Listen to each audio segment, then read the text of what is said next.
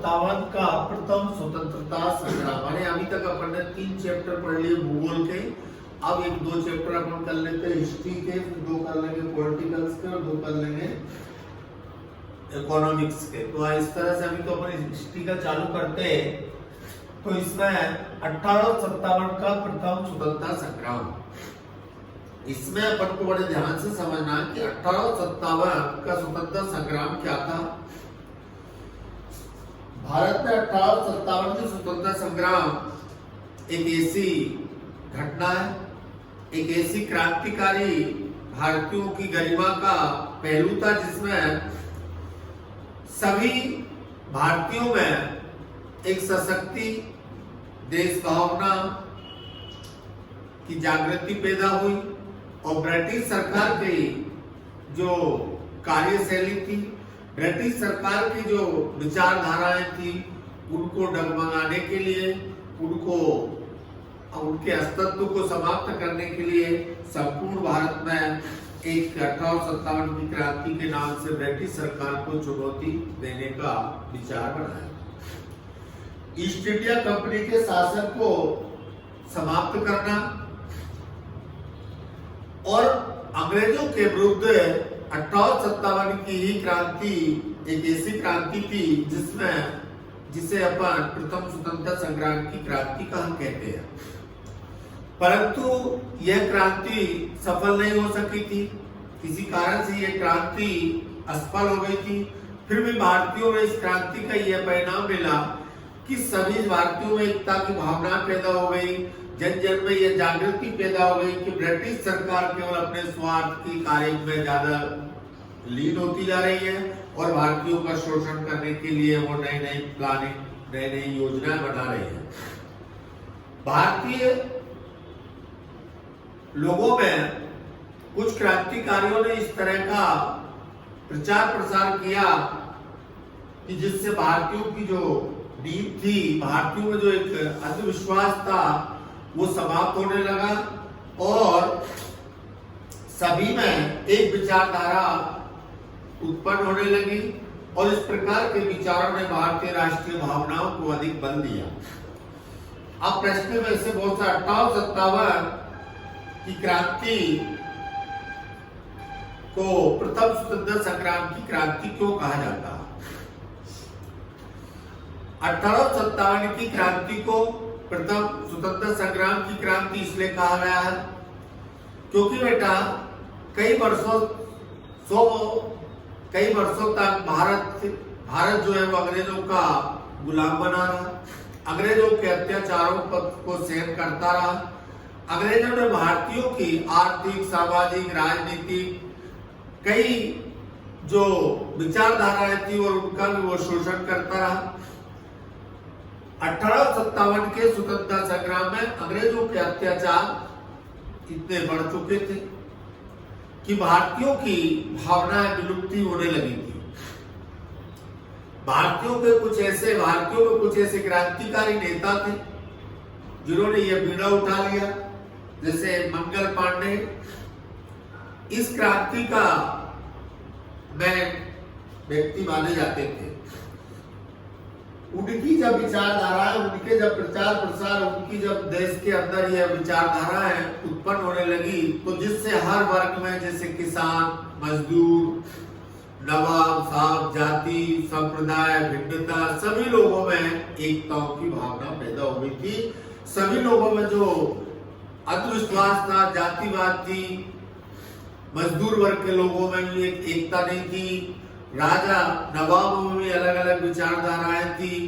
अब क्या होने लगा कि इस क्रांति को प्रथम स्वतंत्रता संग्राम की क्रांति इसलिए कहा गया था क्योंकि इस क्रांति में सभी लोगों ने समर्थन दिया, सभी लोगों ने इसमें सहायता दी, जिसके कारण इस क्रांति को 1857 की स्वतंत्रता संग्राम की प्रथम क्रांति कहा जाता है। अब बोलता 1857 की क्रांति का तत्कालिक कारण क्या था?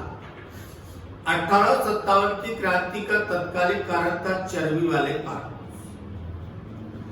चर्बी वाले कारतूस का मतलब ये था कि गाय और सुअर के चमड़े से बने हुए कारतूसों के कवरों को भारतीय सैनिकों को मुंह से निकालने के लिए उन्हें प्रेरित किया जाता।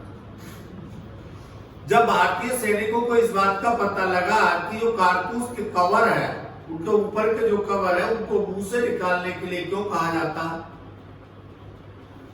तो उनको इस बात का पता लगा कि ये जो कवर बने हुए ये गाय और सुअर के चमड़े के बने हुए, जो ब्रिटिश सरकार भारतीयों के धर्म को समाप्त करना चाहता है, उस धर्म को मतलब धर्म का विरोध करने के लिए, धर्म को समाप्त, धर्म का अपन कहना चाहिए कि धर्म के विरुद्ध कार्य करने के लिए उन्होंने बाध्य कर दिया था।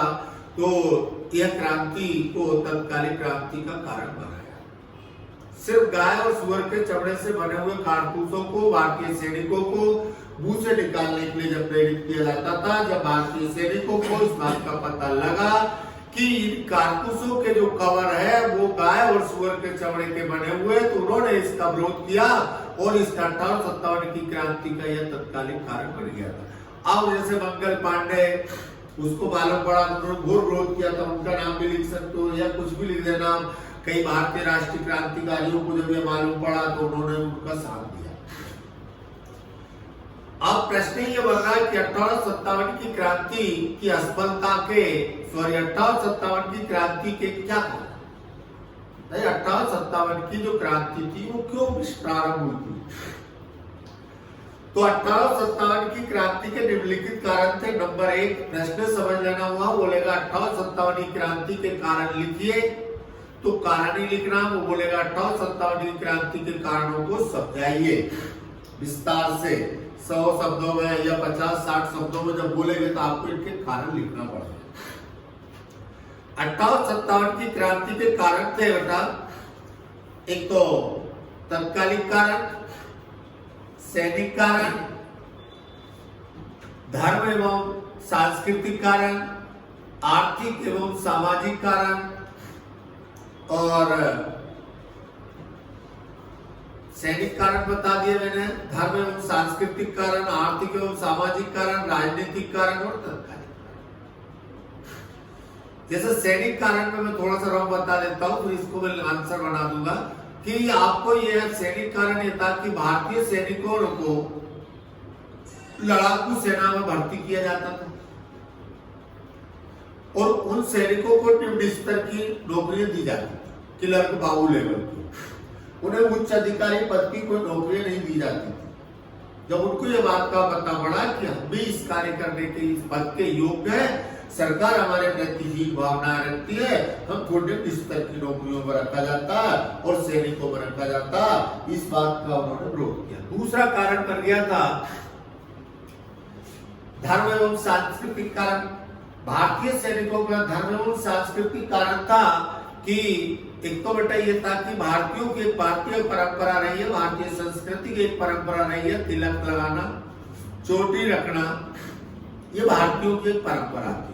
ब्रिटिश सरकार ने क्या करा कि ठीक है, तिलक लगाने से मना किया, चोटी रखने का मना किया।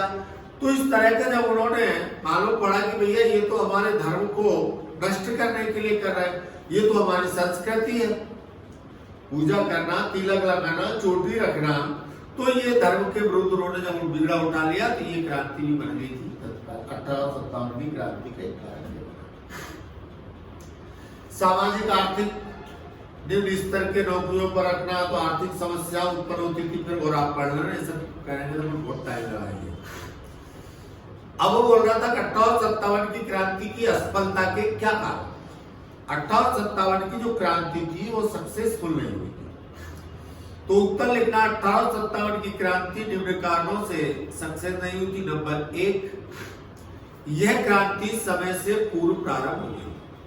समय दिया था 9 बजे का, क्रांति शुरू हो गई थी 8 बजे, यानी समय से पूर्व क्रांति शुरू हो गई थी। नंबर 2, अस्त्र शस्त्रों का अभाव, यातायात के साधनों का अभाव, से अच्छे क्रांति को नेतृत्व करने वाले प्रशिक्षित सैनिकों का अभाव, कोई अच्छा समझदार आदमी, एक ऐसा मेन लीडर नहीं था जो इस क्रांति का संचालन व्यवस्थित कर सके। अस्त्र शस्त्रों का बता दिया मैंने, यातायात के साधनों का अभाव, दूर संचार के साधनों का अभाव, कोई इंफॉर्मेशन नहीं मिली थी, समाचार पत्रों का अभाव, ठीक है, यातायात बता दिया, आने जाने में अपन को लड़ाई महाराष्ट्र में हो रही है और यहाँ से वहां तक जाने में कितना टाइम लगेगा। अस्त्र शस्त्र लकड़ी और पत्थर से कितनी लड़ाई लड़ोगे, एक गोला गिरा देंगे तो खेल खत्म हो जाएगा।